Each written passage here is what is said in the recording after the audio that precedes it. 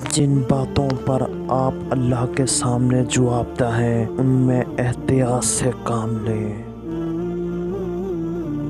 پانی سے نکلنے کے بعد مچھلی کو پانی کی قدر ہوتی ہے۔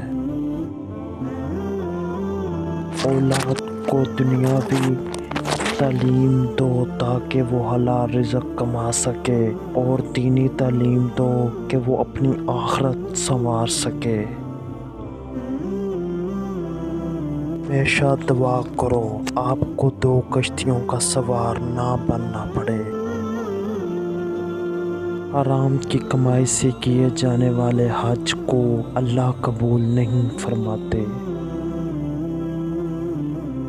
کسی شخص کو بلا وجہ ذلیل نہ کرو، یہ غرور کی نشانی ہے اور غرور ہمیشہ بدقسمت انسان میں ہوتا ہے۔ تنگ دل لوگوں سے دور رہیں اور سخی لوگوں کی محبت اختیار کریں۔ وہ عہدہ ایک آزمائش ہے جسے آپ سنبھال نہ سکیں۔ آپ کو بد نصیب کہنا ایک گناہ ہے، اس گناہ سے بچو۔ نیکی کو کبھی چھوٹا نہ سمجھو اور گناہ کو کبھی معمولی نہ سمجھو۔